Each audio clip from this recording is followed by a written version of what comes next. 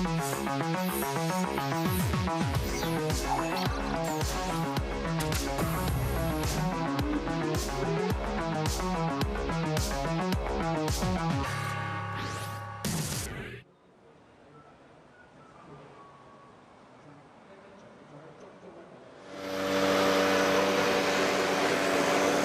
has been a sensational weekend.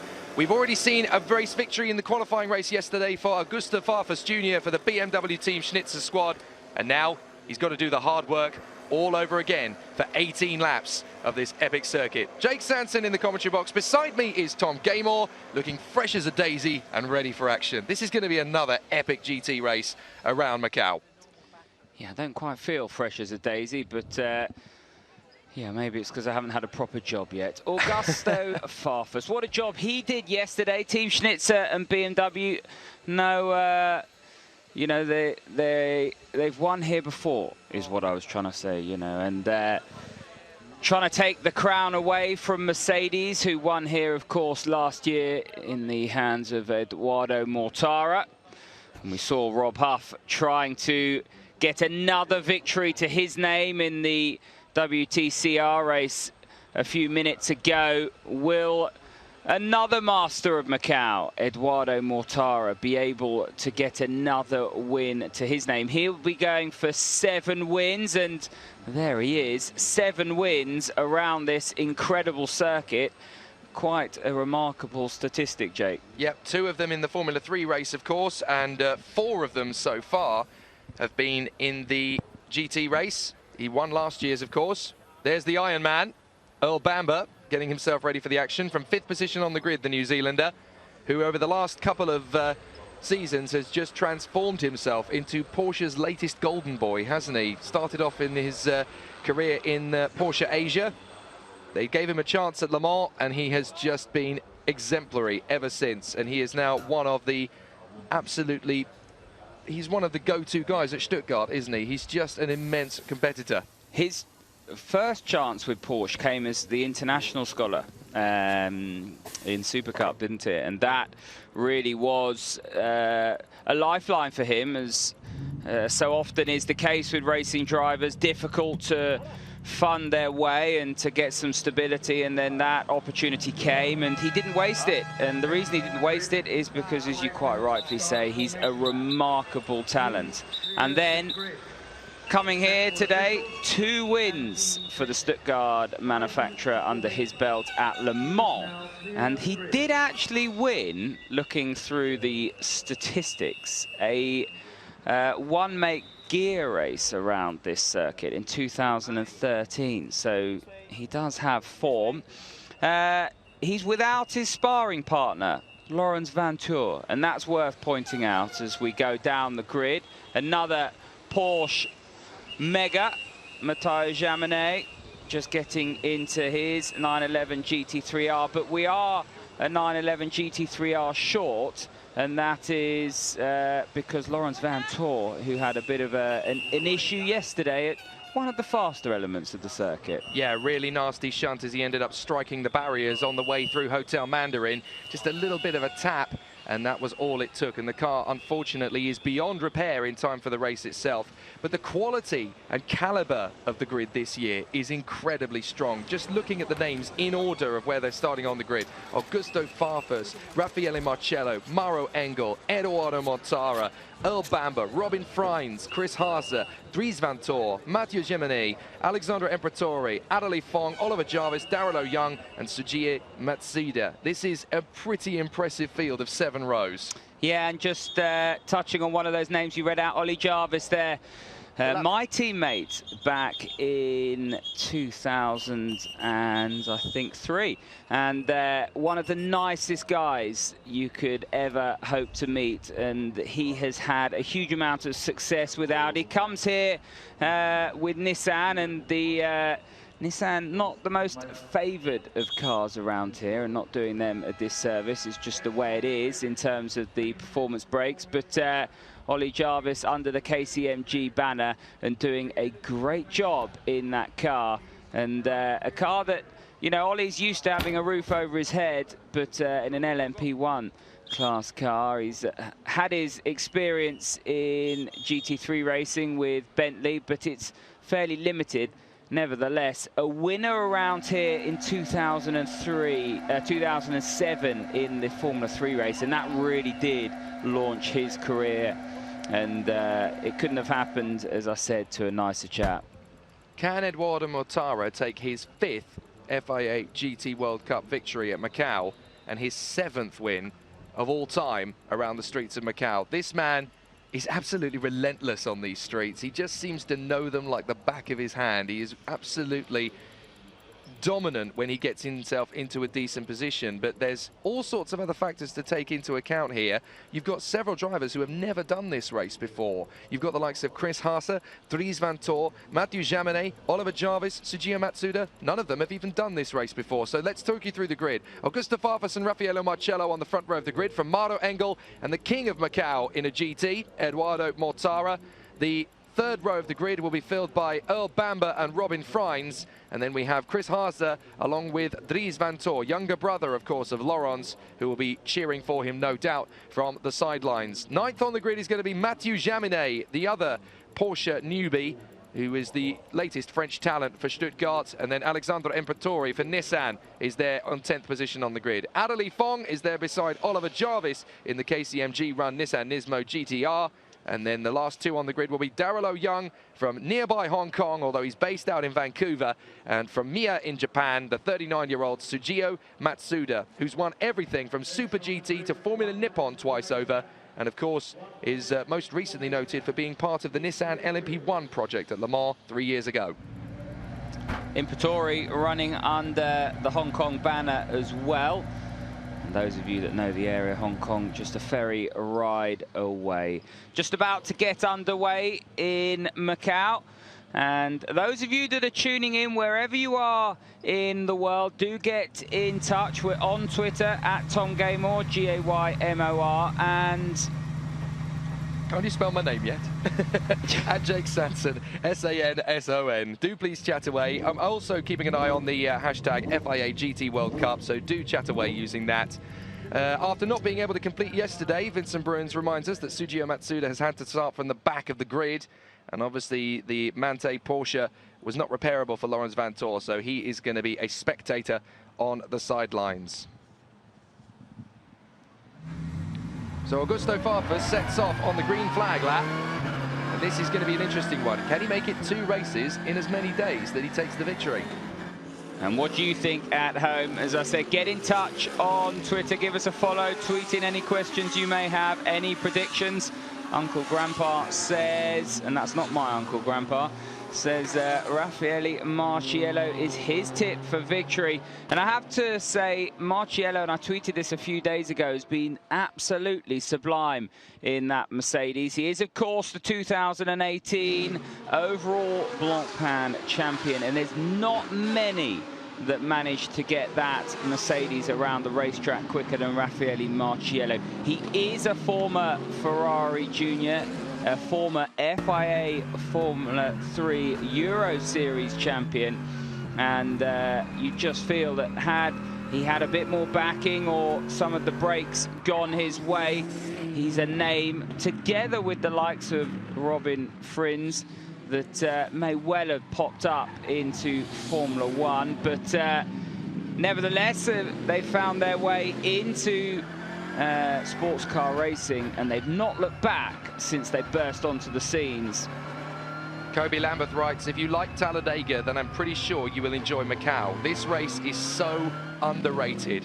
I'm echoing those vibes, mate. This is an absolutely terrific race, and considering how many incredible drivers have passed through the gates of the FIA GT World Cup since it first ran in 2011, you've had some incredible winners, 3 of which are on this very grid. Eduardo Mortara, the winner in 2011, 12, 13 and 17. And then, of course, Laurens Van Tor, who won it back in 2016, upside down, skating down the run to Lisboa on his roof. Very famously indeed. And then, of course, Maro Engel, who won it twice in 2014 and 15. 3 of those guys taking part in the weekend. Van Tor, sadly, echoing 2017, unfortunately, and not going to be in the finishing results of this race. But the one thing we don't want to have is a repeat of last year, which has now, of course, become one of the most viral videos on the internet of any race ever run at Macau, when we had our 5th place driver into the barriers and everybody from Tom, Dick, Harry, Charlie, Pew, Barley McGrew, Cuthbert, Dibble and Grubb joined them at the scene of the accident on the run to Moorish. Yeah, 3 red flags in the last 3 editions of this FIA GT World Cup. 2 laps early. It finished in 2015. 45 minutes was the red flag in 2016. And of course, last year's pile-up bringing out the red flag for an hour. Let's not tempt fate. I think we already have by mentioning it all.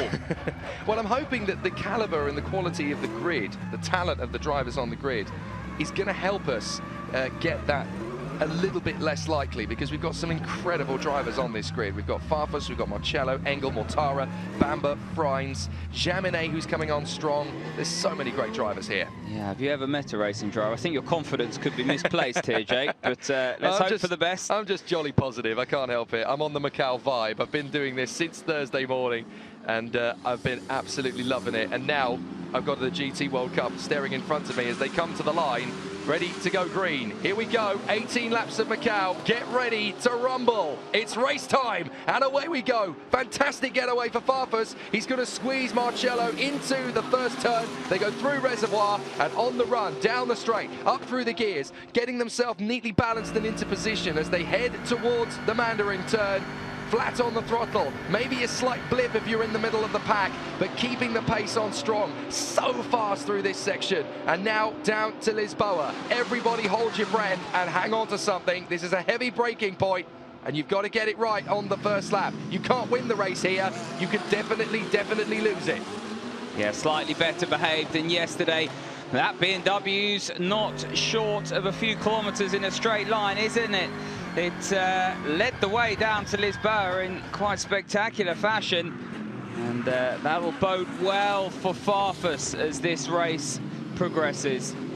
Positive start for everybody in the field then, as Farfus leads the way in the Schnitzer BMW M6. The 35-year-old from Curitiba. Before yesterday, his last major international success was back in the DTM in 2013. And now he is back on top, having taken the victory in Macau, flying the flag for Brazil. And he is now hanging on to the lead here. But Raffaele Marcello, the Italian, inspired by his countryman Gabriele Tarquini, lifting the touring car World Cup title a few minutes ago, is going to try and get the Italian flag flying again. And it was important for the Mercedes drivers not to trip each other up and pretty much hand Farfus a bigger lead into Lisboa on that first lap. They're all fairly well behaved, and Marcello, the young charger, if you like, Maro Engel, who's very much in the mix, a 2-time winner around here. He's more the stalwart, isn't he, of Mercedes. And then you've got Mortara, who arguably is their headline signing. But Farfus and BMW doing a job on the mark at the moment. And it's about getting his knees and elbows out, because we're about to see how much straight line speed he has, and whether or not Marcello can make much of an impact on Farfus and the BMW through this first sector on the first flying lap. Farfus, Marcello and Engel, Mortara, Bamba and Frines, then Haas, Dries Van Tor, Mathieu Jiminy, Alexander Imperatori, Fong, Jarvis, Young and Matsuda is the order. I told you how good the quality of the field was.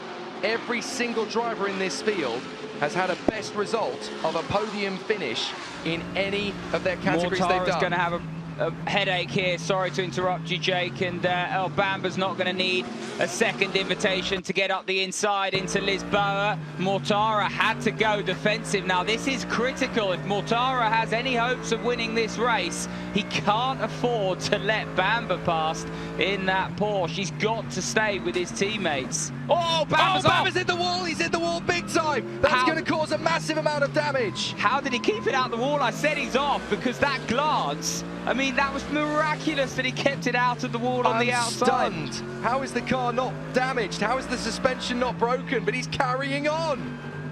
Absolutely astonishing, and Bamba's he's just brushed it off and gone, okay, that's a bruise, I'm just going to carry on going. Well, it may be a bruise. We'll wait and see. How did he keep it out of the wall on the outside? That was miraculous. Astonishing. And Farfus continues to lead with gusto. So Farfus out in front, Marcello in second and Engel third. Bamba is flirting with disaster on lap 2 already. Well, it just shows how treacherous this circuit is, and especially in these big GT cars. You know, it's a bit like sitting next to your friend who goes just ever so slightly too close to those parked cars when you're on the morning commute into town. And for Bamba there, just flirting with the barriers, getting too close. It's so easy to misjudge that. And firstly, I can't believe that the Porsche doesn't have damage. And secondly, I know I keep saying it, how did he keep it out of that wall? So from a mistake to a miracle, and you can just see here now. This is how he did it. So he's obviously chasing hard in behind Mortara. Watch this, Bamba just goes in. Car's gonna get loose, ready, bang! How did he save that? And it's the challenge is it's on the passenger side, and that's you know, so difficult to judge. And oh, Bamba there with a rare mistake, but he seems to live to survive another day. Yeah. His car, you know, as a racing driver now, that the steering will feel slightly. You just for the next however many minutes, you're just trying to work out what you've got underneath you. Have you got damage? Is the tracking out? So often you have the steering out slightly. You've just got to go with it. Well, I'll tell you what, the 28-year-old from Wanganui is the luckiest man in Asia right now. He's just basically used his get-out-of-jail-free card, and I'm not sure he's going to get another one quite so easily. But he's had a good season, racing in IMSA and, of course, Bathurst in the 12 hours, did the Le Mans 24 hours, took a victory in the Nordschleife in the VLN series, and even did a round of Virgin Supercars. So he's had a very mixed season campaign, so he's ready for anything. And incredibly, he is still pedaling away in 5th position. There is Mauro Engel. We're watching him as he goes through in the 888 Gruppe M racing car. Double winner of this event. Been 3rd in the last 2 years. And where is he sat at the moment? P3. A little bit frustrating, I gather, for Mauro Engel. But look, Bamba, not only is he still going, he is turning up the wick on Eduardo Mortara in the 777. Yeah, fascinating battle here for 4th place. On board with Eduardo Mortara's Group M Mercedes. He's got his teammates ahead of him. That's not the order that he would have hoped for heading here to Macau. We have, of course, had qualifying, the qualification race yesterday. Those of you that are new to the format, this is the main race. 18 laps around this iconic circuit. And it's very much the calm before the storm at the moment, isn't it? Farfus and BMW with the advantage over Mercedes and Raffaele Marciello. But if there's anyone that can catch Augusto Farfus, it's Raffaele Marciello. And look, he's not dropping away. And if anything, that's as close as Marciello's been to Farfus over the first couple of laps. Well, interestingly, other than an International GT Open victory at Monza last year, Farfus had to wait yesterday for his first victory since DTM 2013. His best result of the year in the championship campaign has been a P2 at Brands Hatch. And here, in a much tougher situation, Farfus has just grabbed the steering wheel of the M6 with both hands and has dealt Schnitzer an incredible opportunity here to be in front with a bit of a chase on from Raffaele Marciello in the 999, based out in Zurich these days, of course, the number 23, the 23-year-old in the 999, flashing the headlights. This is all psychological, getting the blinkers on in the hope that Farfus looks in the mirror at the wrong time and gets dazzled. It never, ever works. Yeah, it's one of those myths, isn't it? But as a racing driver, you feel that you've got to do all that you can do, and once you've thrown the kitchen sink at it, the last thing is flash the headlights. And as you say, very few punished or pushed into a mistake. Marciello doing what he can now, and that is to really get up into the mirrors of Farfus. Now, what you do is you'll have reference points around the circuit, and Farfus will know that Marciello's catching him. Once he's caught him, the pressure's on. Farfus now will start to feel his presence. He'll see him in the mirrors. You then get sucked into looking in your mirrors more often, and the reason is because Marciello may be diving up the inside, maybe where's he positioning his car. You've got to keep a reference point on the car behind. There'll be elements of the circuit where Farfus will try and put Marciello's pressure to the back of his mind and just switch off from looking in his mirrors and try and focus with going forward. As the lead car, you've got to keep focusing on where you're going. Try and forget the car behind you and focus on your rhythm and break away. Otherwise, you just get sucked into that sort of defensive mindset and you can never really break away. But this is now where the BMW is strong. And look, I said it at the beginning, it's not short of a few horsepower and it's really stretching its legs down to Lisboa. Yeah, Marciello's able to gain the ground in sectors 2 and 3, where the mechanical grip of the Mercedes is really starting to come into its own. But in the straight and narrow, that Schnitzer BMW has just got so much grunt. And when you get up the hill to San Francisco here, this is obviously going to be a very, very tricky part of the course to hang on to. So the Mercedes is going to start to chip away at it. And this is where he really starts to get good here as they go through maternity, back on the power, up towards Teddy Yip. And this is where Marciello can really start to get under the scalp of Augusto Farfus a little bit here. Try to get into his head and start to poke out a little bit from the racing line, start to weave around behind him, looking for a move that isn't there, to the right, to the left, in the hope that Farfus is looking in his rearview mirrors at exactly the wrong moment for the Brazilian, and he'll react to it, break his rhythm, and that's where Marciello can get in and get the position away. The frustrating point for Marciello is you can't really, unless Farfus makes a Horlicks of it, get past here. And what Farfus will start to realise, if this is the case, is that he can actually drive his own race through and up the mountain and then rely on the straight line speed of the BMW in sectors 3 and sectors 1, and he'll start to feel comfortable with the package underneath him.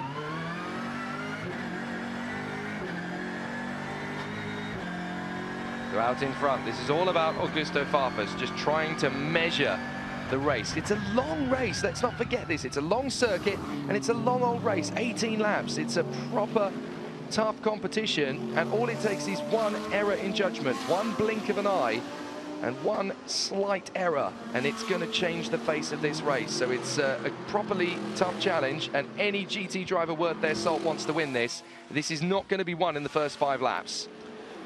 Interesting for me, Mortara just doesn't have the pace of Raffaele Marciello and Mauro Engel. Now, it is a long race, and, you know, there's time for Mortara to come back. But if anything, it's Mortara that's holding up Bamba here. And Bamba, you feel, if he could just get past the black Mercedes, may have a bit more pace underneath him. But he just can't quite get close enough for a look up the inside into Lisboa, and Mortara just can't find the rhythm to get up to the back of Mauro Engel and Raffaele Marciello.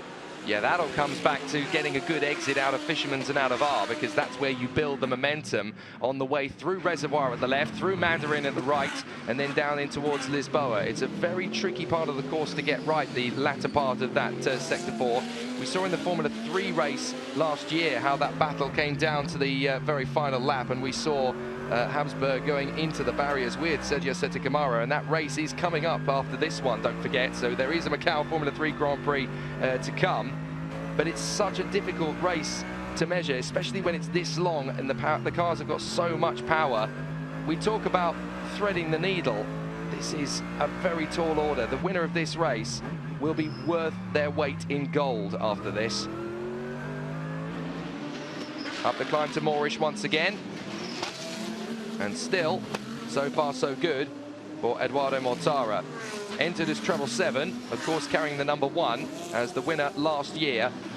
But this man has been there and done it all at Macau. Twice a winner of the Macau Grand Prix in Formula 3. and 4 times a winner in the GT World Cup race. He did it in 2011, 12, 13 and 17. He has been here every single year since the first race back in 2011. He's the only one on the grid who has. And that's what surprises me about his pace at the moment. Just not quite there to push up to Mauro Engel and Raffaele Marciello, but still plenty of laps to come. And he's had a very strong DTM campaign this year, of course. He took 2 victories at the Lausitz Ring and the Norris Ring, respectively. So it's not exactly as if the Porsche GT3R has been the car he's been in all season long. If anything, he's had a very mixed bag, because he's done Formula E this year. He's been at both the Spa and the Nürburgring 24 hours in this car, of course, but he's done the VLN at the Nordschleife. So when you have such a mixed program, it's not always a guarantee you're going to jump into the car you know on the circuit you know and be invincible, because you've got so much on your plate and of course of your diary. You're jumping from car to car, especially when you're jumping from a DTM into a GT car, very different beasts, and then a Formula E car, which is about as far away from those cars as it's possible to get in every single respect. So it's difficult, because you look at it on paper and go, well, Mortara's won this race 4 times, clearly he's the favourite, but you've got to do the work on the day. Yep, spot on. And for Eduardo Mortara, he's got plenty of work to do. I just can't believe how quick that BMW is down the straight. I mean, the Mercedes is a big car, and we've all seen the memes on social media about how big the M6 is. And if you haven't, get busy and find them. They're quite amusing. They're mainly aimed at the World Endurance car, of course, but nevertheless, this M6 is the GT3 version, and it's a big old machine, especially compared to the Audi R8, for example, and the Porsche 911, but it's very, very quick in a straight line. And for Raffaele Marciello, that'll be really frustrating. There's nothing more annoying than having a toolkit that won't do the job. And what I mean by that is it's all very well being quick in the middle sector, and that would have totally cemented Raffaele Marciello's pole lap, for example, in qualifying, because that's the longest sector. It's the sector where you spend the most amount of time. They're the slower corners. But of course, in the race, if you can't challenge for track position, so if you can't pass the car in front and that car is quick in a straight line, it becomes ever so frustrating for the driver, and Marciello will be willing his car along the straights here. But Farfus and that Schnitzer BMW looking good. Schnitzer, as I was trying to say at the beginning of the show before I tripped over my tongue, are no strangers to this Macau circuit. They've been here with BMW for many years. Oh, a mistake! A mistake for Marciello. He's got straight in. He's gone into the barriers at Lisboa. Oh, Marciello is the first one to make a mistake. He locks up under brakes into Lisboa, and once you go that deep into the corner, it's game over for the victory. And do you know what that mistake was born of? The frustration of not being able to keep with the BMW in a straight line. So what do you do if you're Raffaele Marciello? You try and make that time up under the brakes. He's desperately been trying to keep with that BMW to keep the pressure on through and up the mountain. He was overdriving the car in the braking zone into Lisboa to try and gain back the time that he'd lost in a straight line, and the frustration for Raffaele Marciello has now boiled over. Look, he braked too late, way too late. Yeah, very stereotypical mistake there, unfortunately, into Lisboa for Raffaele Marciello. Doesn't make the result any easier a pill to swallow. But up to second now comes Mauro Engel in behind Augusto Farfus, and Mauro Engel has failed to finish off the podium since 2014.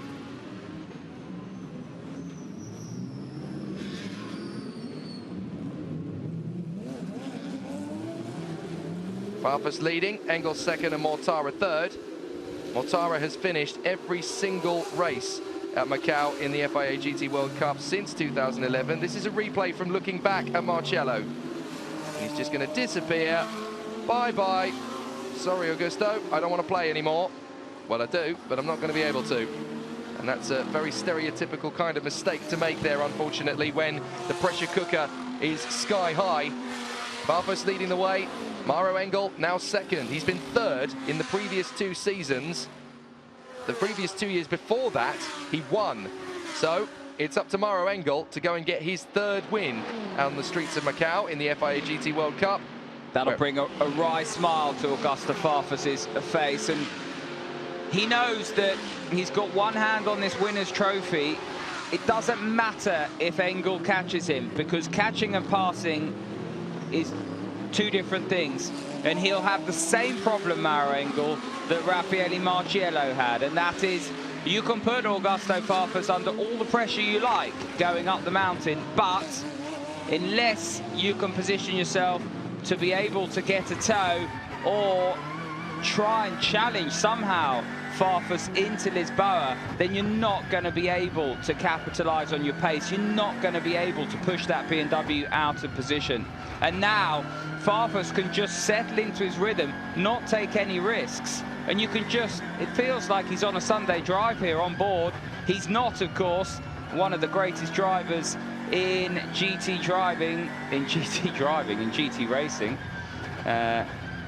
You know, Augusto Farfus now showing us how it's done and how tight this Macau circuit is. You know, I've said it for quite a few years now. Augusto Farfus is one of the most underrated drivers of the last 10 years. He's got bags of talent, lots of charisma. He's an amazing character, a stonking professional athlete, and he just seems to be dealt a raw hand of cards at times. He's one of those guys who's so nice, almost too nice to be a racing driver, but he's able to utilize every opportunity he can get a hold of. Don't forget that he won the title in the Nürburgring 24 Hours in the E1 EXP2 category 2 years running, and won the S1 class in 2008 as well. So he's won the 24 Hours of Nürburgring in different classes 3 times. Won the Euro 3000 title in 2003. He was 3rd in the World Touring Car Championship 2 years over, and he's been a winner in the 24 Hours of Dubai in the A6 category as well 7 years ago. So the guy knows pretty much everything there is to know about winning in international competitions. Yeah, don't forget, he beat Gianamir Bruni to that 3000 title. Nicky Pastorelli as well. Farfus, another single-seater convert, going well in the GT arena, but came to that GT arena through the touring car scene, and BMW have been the platform, the vehicle, if you like, for his success. And you know, he owes a lot to them, and he's repaying it here in Macau. Still 9 laps to go, but Farfus and BMW looking very strong indeed. Is that Imperatori having made his way past the Mercedes in 10th? I think it is. I think Imperatori's made an overtaking move there in the Nissan. He's managed to get the move there on the treble 9 of Marciello, because Marciello was in front of him, I think, when he recovered. Marciello has caught up to the back of Imperatori, and now Marciello is trying to come through into 9th position just to salvage something from this race. Let's not forget, this is his 2nd appearance at the FIA GT World Cup. Last year, he was one of the cars caught up in that mega pileup, so he didn't really get a chance to show what he could do. He's been in potential position to win this race, and seen him make a mistake and throw it away. Half distance, 9 laps done, 9 to go. But Marciello will want to try and salvage something from this race and at least pull off a good couple of choice moves. So Imperatori is there in front of the 999 of Marciello. Somebody call the police, because he has just gone through Moorish up towards Donna Maria. Imperatori still hanging on in front of Marciello. The difficulty now, of course, is that Raffaele Marciello is clearly the faster man between him and Alexander Imperatori, but there's no way through at any point until he gets to Lisboa. Yeah, Imperatori will just be able to hear the Muttley style, Dick Dastardly style mutterings coming out of Marciello's Mercedes as he closes up behind, because it is, you know, if it's not, if you don't laugh, you'll cry if you're Raffaele Marciello. But He really will sound like Dick Dastardly underneath that helmet. Good analogy. That's old school. Over the line again. Wacky Races, one of my favourite cartoons. Me too. Of all time. Me too. It's on my iPad. Never too old to admit that. Out of the first corner, flying down the stretch towards that incredible Hotel Mandarin corner. It's one of the toughest corners in motorsport. Never mind of any street track you're ever going to go on. And down the straight, Marcello's going to try and line up Imperatori. Imperatori's going to defend. Down to the braking zone. Swarming around. He's going to have to back out of it.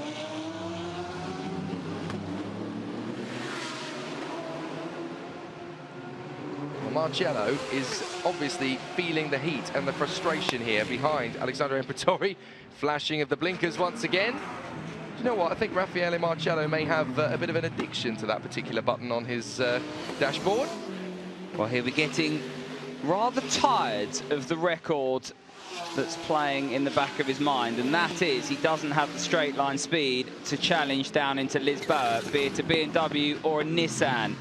And that will really be frustrating Marcello, because he's got a great armoury of weapons. He just can't use any of them. Meanwhile, Mauro Engel has seen that with no Marcello in front of him, he can go for the victory himself. And this is where the race really starts, because Farfus has been controlling the pace out front.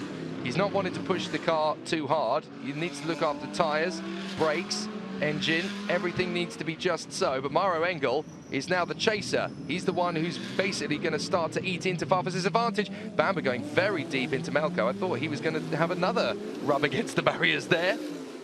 He's got away with it once. He certainly doesn't want to use up all of his 9 lives.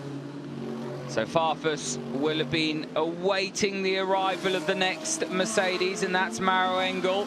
Mortara's caught right up to the back of his teammate now, so Mortara playing the strategy game, maybe conserving tyres for later on, but Farfus has the advantage. It's whether or not those tyres can hold on through the quicker corners, and he can maintain that straight line speed down to Lisboa. And as you can see, there is Farfus and Engel and Mortara flashing through with El Bamba not too far behind. Yeah. Did you see Frines just rub the barrier as he came through Hotel Mandarin there? So I don't think he touched it. I think he just got so close to it that the dust that sits underneath it flicked up. Well, that is as close as you can come to striking the barrier without actually making contact with it. He flirted with the white line on the edge of the road there. Well, racing drivers tend to say you don't have close or very close. You either have touching or not touching. And he was still in the not touching parameter. But yeah, it's a fascinating way of looking at it, isn't it? Only just. Dear, oh dear. And that has given Haase a little bit of a chance to close up, because he's seen that. He's seen that Frines has got a little bit wide and gone right. He seems to be having a little bit of an issue with pressure now. So I'm going to start to catch up with him, thanks. This is going to be interesting in the last 6.5 laps of the race, because now that Mauro Engel has been cleared away from Marcello, he's going to charge after Farfus. This is going to take a long time to develop, and it's all going to be about brain power, mentality, concentration. And even if this doesn't end up changing positions, it's fascinating to observe. If you want pinball wizards, then what you need to do is get yourself to a stock car circuit. These are some of the best drivers in the world, battling on one of the toughest racetracks in the world, in the best GT cars you're ever going to be given racing drivers. So this is going to be about intrigue, about strategy, about cool, calculated concentration. Farfus will know he's experienced enough. If he just keeps to his rhythm, he's found a good rhythm. It doesn't matter what the others do, because once he gets to the elements of the circuit where he can flex his muscles, they can't match him. So he doesn't need, and I don't think, having seen what Mercedes have in their armoury with plenty of laps of Marcello in his wing mirrors, I don't think he'll be too fussed that Engel has caught him. If I was Farfus, I would have expected that and known that if I can just continue my rhythm in the areas of the circuit where he can't pass and he's fast, and not make a mistake in this part of the circuit where the BMW is good, then you're really looking odds-on favourite to keep that position. You know what, Tom?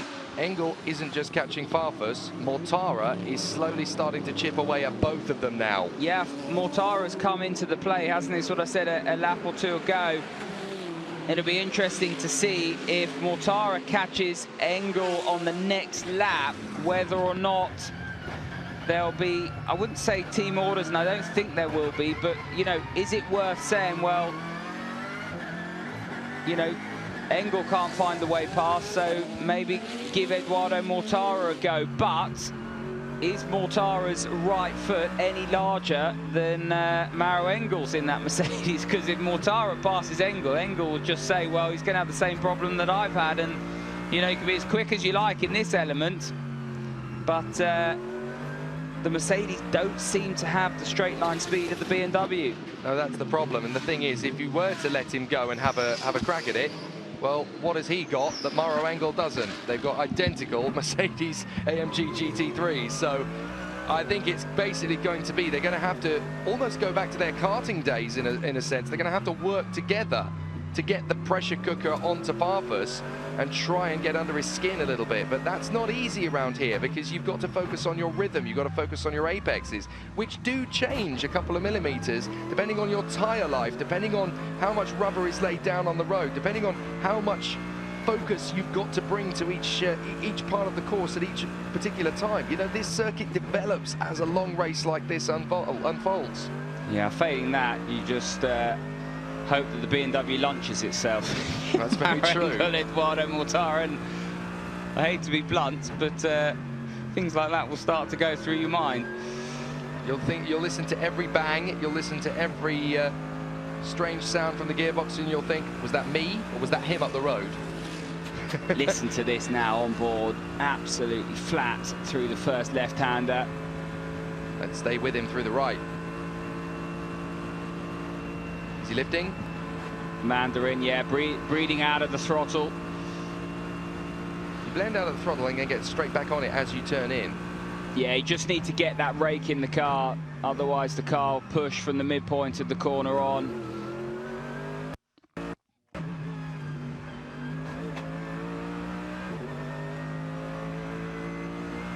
This is definitely a three-way fight now, because we've only got 5 laps to go, and this is all about which of these drivers' concentration is going to snap first. At the moment, Farfus is just controlling the pace.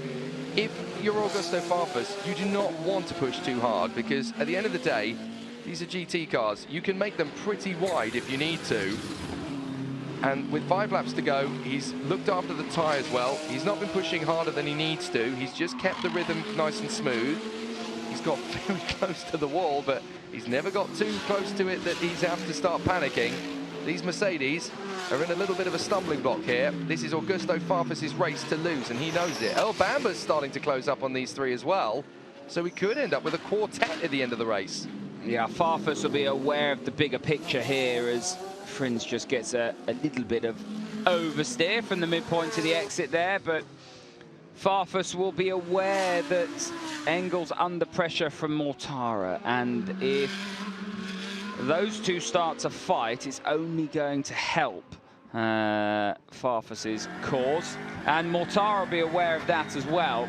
He'll want to get past his teammate, but, you know, if he makes too much of an effort to do so, then they're going to lose sight of Farfus. And with only a handful of laps to go, that'll just be conceding victory too early for their liking. So, you know, we saw how close Engel was at the hairpin, at the Melco hairpin. And now we've gone through Fisherman's and R-Bend. We'll be into the first turn here, and you can just see the Mercedes starting to drop back. Let's listen to Farfus through Mandarin. Flat. There you go. Not even a blip of the throttle. The car's just got enough grip through the turn and enough bite. That's really interesting, because the Mercedes was having to breathe out, or the Mercedes of Mortara was certainly breathing out. He didn't feel he had the front end to, and it's not oversteer, it's actually the front that he was worried about, Mortara. And Farfus absolutely nailed. That's interesting, isn't it? Yeah, this circuit is all about confidence, and their setup just gives Farfus everything he needs to get on with this. He has yet to take a victory at Macau in a GT. This is actually his third visit. He got a P5 in 2014, and he was 4th last year. He has yet to be on the podium of an FIA GT World Cup race, never mind win it, and he is literally 3.5 laps away from sealing that deal. And that was very much the commentator's curse, brought to you by Jake Sanson. Thank you, Tom. I really do apologise to every Brazilian watching in the world if anything were to strike now. I will send you all a care package. But up towards Donna Maria. The BMW looks well planted. Mauro Engel and Eduardo Mortara, who both know how to win this race. They've both done it at least twice. Engel has done it on 2 occasions. Mortara's done it on 4 in GTs and twice in an F3. So what they don't know about winning this race isn't worth knowing. But Farfus is just soaking it up. He's just controlling the pace. Sorry to interrupt, Jay. This corner's really tricky here. Fisherman's looks fairly innocuous, but it's really easy to just get in there too deep and not to get a good run up to the final corner here. Arben. And now onto the main straight once again. Earl Bamber is catching these guys. And if anybody's going to be brave and go for a lunge into Lisboa on the last lap when he's got an opportunity to, it's going to be Earl Bamber, because he has a history of pulling off an overtaking move out of thin air. He's really good at this. He started it in his Porsche Super Cup days. People were never expecting him to get into the fray, and all of a sudden he just catches you unawares. And if anybody's going to break into this podium and spoil the BMW Mercedes romping away, then Bamber is going to get the podium if he gets a chance. Well, we've seen by his earlier antics that Porsche's built to last. It's probably got wishbones and push rods like goalposts to withstand the impact with the barriers that it had earlier on. And yeah, the Audi team looking on, they're not at the races, unfortunately. Their top car, Robin Frins, down in 5th, ahead of Christopher Haas. And he's done a good job, hasn't he? Started on the 4th row of the grid, started down in 9th, made his way up to 6th on his first, as you said, at the top of the coverage, Jake, his first experience of this Macau circuit. The famous Charlie Lamb was watching on there, hoping that his golden boy, the lone representative for BMW this weekend. They only brought 1 car to the event, but they were confident. Give it to Augusto and he will put on a show. But Engel is catching, and as they continue to run in formation, Mortara closes up on those 2, and as the 3 of them tighten up, Bamber in the Porsche closes up on them. This is going to be a nail-biting final 2 laps, as up towards Melko, Engel's getting closer. Now, Engel was just trying to bully Farfus there. There's no way he can get up the inside. But he's not allowed to. Yeah, and the reason he's not allowed to is because if he did, he'd run out of lock on the exit, and we'd have a car park. So up towards Fisherman's once again. Delicate on the throttle. The car can snap away very easily here.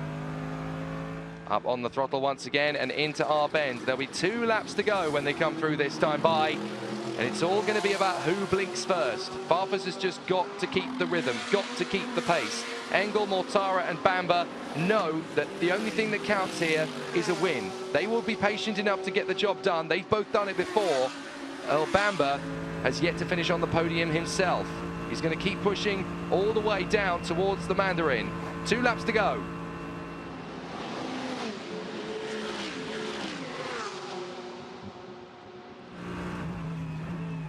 Well, Mortara was breathing out of the throttle again. Bamber not close enough. So we've said a lot about Mercedes' straight line speed. Well, the Porsche not able to match the Mercedes down there, even with a tow. So Bamber will be frustrated with that.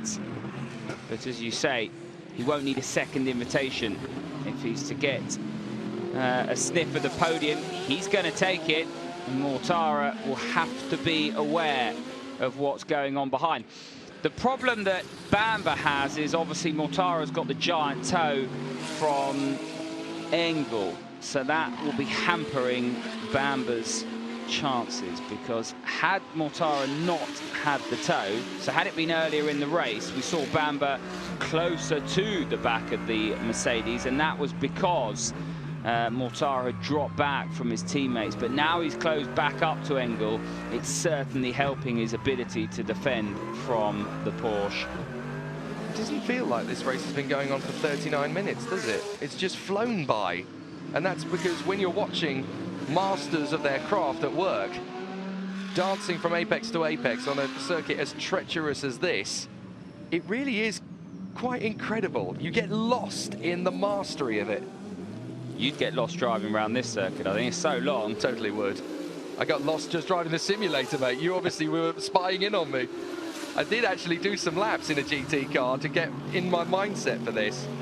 And I wouldn't even make the qualifying session, to be honest. You'd be on the road to the right. Yeah, I'd be on the bridge over there with the buses. You know me so well, Tom. Into the final corner and going into the last lap. Farfus has just got to do it for a few more miles. He's doing a perfect job of keeping this on the straight and narrow. Engel, Mortara and Bamba have got to do something pretty special to stop Charlie Lamb and Augusto Farfus taking the trophies back to BMW.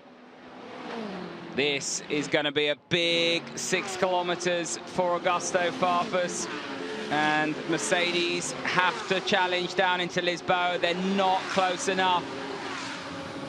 They move out because of the big bump on their left as you come into the braking zone through Lisboa now, and you start the climb up through San Francisco towards Maternity Bend. It really is uphill. If you've ever done a track walk around Macau, you'll know you've been on a bit of a march by the end of it. And the BMW crew looking on Mercedes. Have they got anything left in their armory? I think it's going to be a case of too little, too late. They've just got to hope that something goes wrong. But as far as Augusto Farfus is concerned, this is just keep doing what you're doing and what you have been doing for the last 40.5 minutes. Augusto Farfus is bringing this home. It's looking good for the moment. P5 in 2014, P4 when he returned last year. But looking at the talent of the grid and the fact that we've got the Mercedes contingent, the Audi contingent, the Porsche contingent here, and the Nissans, the one lone BMW was probably not on the mindset of people to win this. Yeah, well, the reason being is it's not that strong through the important part of the lap. Now, if you look at his fastest lap, it's still, say, 0.3 off the likes of Robin Frins down in 5th place. Half a second off Mortara's fastest lap of the race. But it's quick where it matters. Once he got the track position, he hasn't looked back. Maro Engel hoping to tempt fate and give Augusto Farfus a bit of a break in concentration a la Ferdinand Habsburg last year, but it's not going to happen as far as he's concerned. Into the final turn, just as he did yesterday. It's 2 out of 2 in 2 consecutive days. Augusto Farfus wins the FIA GT World Cup for BMW Team Schnitzer, and Charlie Lamb and the boys down in the pits are euphoric. Every other manufacturer bought 3 cars with them. BMW, this is a Lone Ranger effort, and it's a mammoth effort to take the victory. I don't think they had enough drivers. Those other factory drivers out in Shanghai, of course, where they're still under red flag conditions. But now for the Schnitzer squad, and you could see the emotion. Well, this is Charlie Lamb's last race. He announced 2 months ago that after very nearly 50 years with BMW, enough is enough. And what a way to bow out. And that's what it means to Augusto and the whole team. This is going to be remembered for a heck of a long time by everybody involved in BMW. Augusto Farfus very nearly stalling it on the slowing down lap. He's celebrating so much. Special moment for Augusto Farfus. And this circuit is a special circuit. It's one of the tracks that any driver wants to add to their resume in terms of race wins. If you win around Macau, people's eyes prick up because it means you're something special. Augusto Farfus has conquered the fight between the German manufacturers and BMW got one up there on BMW. What a way to end this season. Well, I mean, I'm speechless. I mean, this place is, you know, when you come from Bavaria and when you race in Macau, like the first time 38 years ago, and you have the chance with BMW to participate in this race, which is the last race in my time with Schnitz. I mean, and then to have Augusto and to perform so well, and even though the race there was not any passing, but it was every second you needed to be spot on, and you couldn't allow the slightest mistake. And well, like one of the very good moments, and I had many of them, but this was one. Thank you. Congratulations, enjoy. Charlie's going to remember this for a long, long time. Winners, yeah? What a way to bow out at the top. Absolutely fantastic. A win around Macau is massive. It's like Indianapolis to the Americans, like Bathurst to the Australians, like Monaco to the Europeans, like Talladega to the NASCAR fraternity. You win around here, you are one of the very best in the world. Well done, Augusto.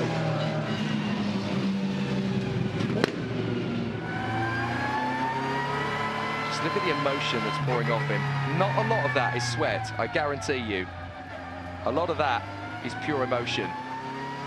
Tears of joy as it sinks in that Augusto Farfus joins the Hall of Fame of incredible world-class drivers to have won around the streets of Macau. An amazing achievement for an amazing bloke.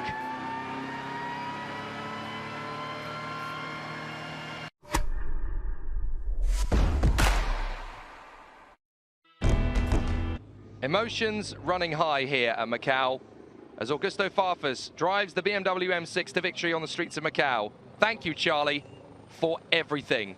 5 decades of motorsport wizardry. For him, this is very special too, because as a team, you want to win at Macau as well as a driver. Stefan Rattel right there with him. And there we go. Farfus climbs the M6 onto the roof. And that's what it means to win at Macau. You go in here, you are one of the very, very best racing drivers on the planet.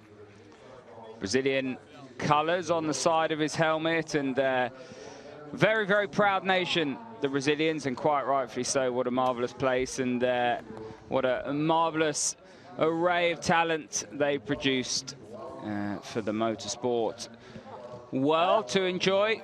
Augusto Farfus putting his name amongst the greats after that win.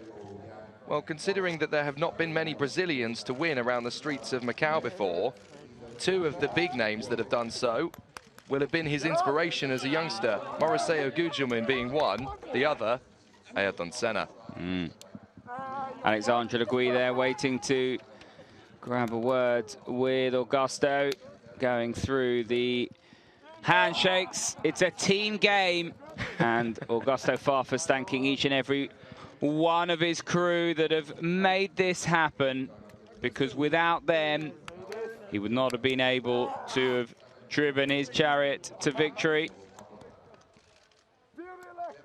What a brilliant, brilliant race this is. What a brilliant result. It may not be the most tense and bumper bashing race you're ever going to see, but when you realize, when you know how tough it is to get a GT3 car around here at Macau, you know just how hard these guys have had to work to keep the concentration up for that 40 minutes.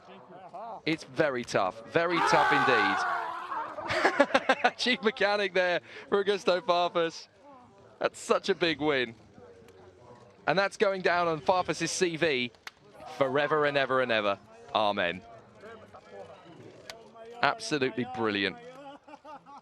So now we get to find out what it was that got Augusto Farfus to the victory in the first place. Yes, the car was good.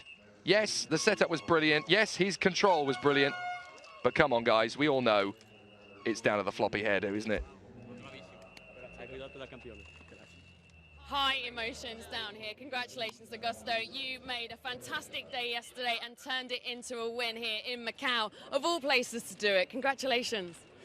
Yeah, well, I'm a little bit out of words.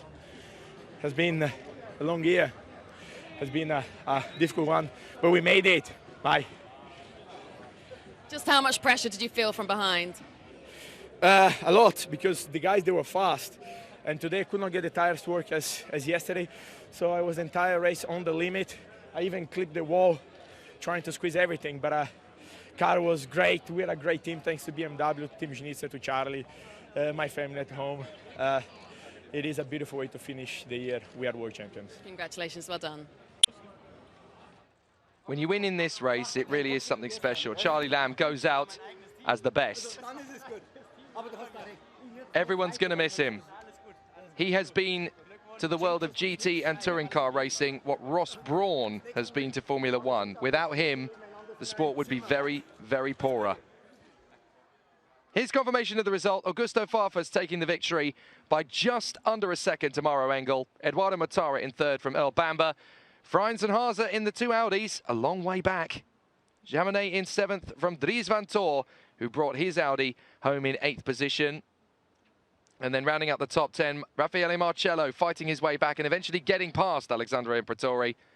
But he so nearly could have been on the podium himself. Adeli Fong, Oliver Jarvis, Tsujiya Matsuda and Darrell Young all make it to the flag, which is pretty good going considering how tough it is here at Macau. And considering what happened 12 months ago, that is just about the perfect retaliation. Yeah, BMW knocking Mercedes off their crown. And I'm sure there will be a few celebrations in the casinos tonight. Yes, indeed. More money goes through the casinos at Macau than goes through the casinos at Las Vegas. And tonight, there's going to be a party if you wear BMW t-shirts. Here's how the race unfolded. Farfus needed to get the perfect start to Marcello, squeezed him exactly at the right moment as they went through Reservoir. And from there on in, it was very nearly game over for Bamber. How that Porsche stood up to the task of being struck into by a wall, we'll never know. Marcello did everything he could to get under the skin of Farfus, but in the end, it was Marcello who blinked. Overshot into Lisboa, and it was game over for him.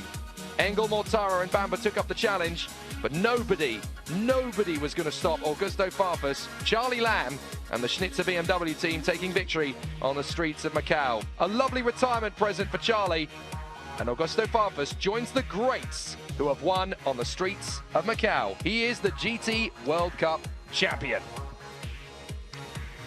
Yeah, it's been a brilliant, brilliant GT World Cup. Those motorsport fans that have stayed up or are watching around the world, you've still got the Formula 3 race to come. The Macau Grand Prix, and that comes up in a couple of hours. And after this podium, we will, of course, go across to Shanghai. The 6 hours of the FIA World Endurance has just got underway. But first of all, let's bring onto the podium in reverse order the top 3 after 2 red flags. But the podium here in Macau still to come.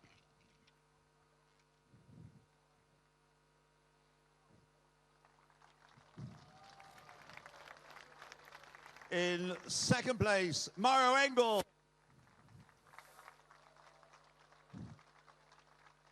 And the winner for the second time this weekend for BMW, Augusto Farfus.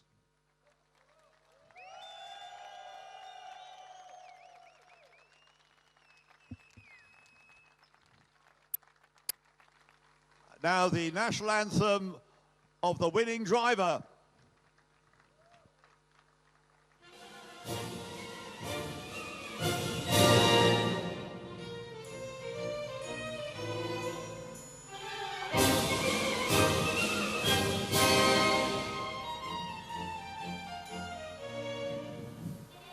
Could I call onto the podium the representative of the winning manufacturer, Charlie Lamb for BMW. And the national anthem of the winning manufacturer.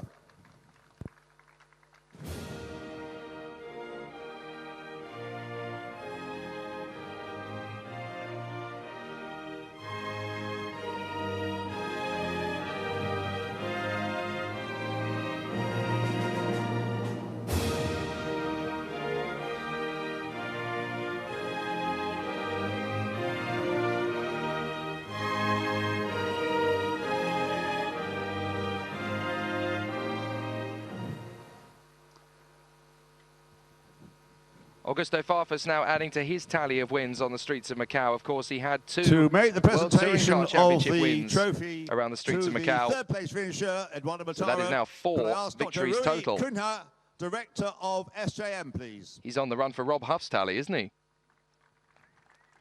And Eduardo Mortara's. Present the laurel and magnificent Macau trophy to Eduardo Matara. Yet again on the podium for Eduardo Matara.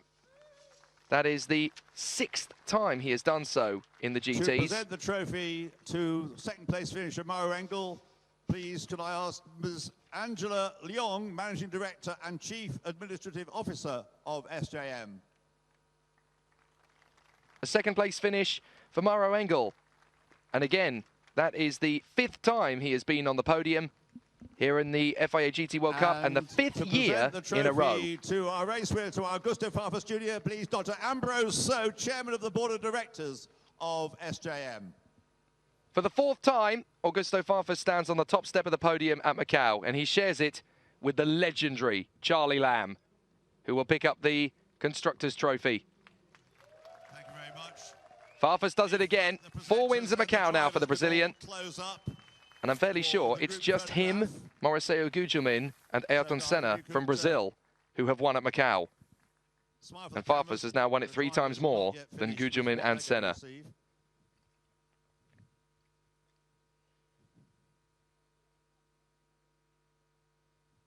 Another gripping race, and in 12 months' time, they'll do it all again, of course, here on the streets of Macau. But what a fantastic race that was. Really nail-biting stuff, and good to see that the best racing drivers in the world, in the best GT cars in the world, can still hack it here at Macau. Drivers and Charlie Lamb, please stay where you are, but the presenters, please leave the podium. We now have the next trophy to be presented, which is the FIA GT World Cup for Drivers, a trophy presented by the FIA, governing body of motorsport, to be presented to Augusto Farfus Jr. by Monsieur Frédéric Bertrand, Director of Circuit Racing Championships Department for the FIA. So here we are. This is the one that they've been waiting for. Monsieur Bertrand is going to hand the trophy to Augusto Farfus, the FIA GT World Cup for Drivers. Trophy and the garland for Augusto Farfus Jr. That one's going to look brilliant on the mantelpiece. And now to Charlie Lamb. What a way to end an amazing and illustrious career. If you haven't watched the movie Adrenaline yet, put it on your Amazon wish list. Get Santa to bring it to your house on Christmas Eve, because I promise you, that is one hell of a watch. And you'll understand just how much Charlie Lamb has given to the world of motorsport. Winning Manufacturers Trophy to be presented by, on behalf of the Macau Grand Prix Organising Committee, to be presented to Charlie Lamb, representing BMW Motorsport legend, by Mr. Charles Lowe, Chairman of the Automobile General Association of Macau, China. Charles Lowe to make that presentation. So there we are. Here comes Mr. Lowe, and he will give the Manufacturers Trophy to Charlie Lamb, the last trophy after very nearly 50 years of service. I don't know that Charlie Lamb can actually BMW. any trophies. An absolutely fantastic end to an illustrious career. He bows out, as he should have done, on the top step of the podium. Thank you very much, sir. At Macau. Charles Lowe leaves the podium. So 12 months from now, we'll do it all again. And it's been a very successful weekend indeed for the FIA GT World Cup. So we will do it once more. But we'll leave the drivers and Charlie Lamb on the podium, getting busy with the fizzy here at Macau. The champagne. A fantastic end to the year for these drivers as they get very, very wet indeed on the podium at Macau. Let's see if we can have a word with Augusto Farfus triumphant then. 4 race wins now in Macau to add to the 2 he took in World Touring Cars several years ago. He is now the most successful Brazilian around the streets of Macau. From myself, Jake Sanson and Tom Gaymore, stick around in a couple of hours' time. We'll have the 65th running of the Macau Grand Prix. Who's the next one on the way to Formula One? You'll find out in a couple of hours' time.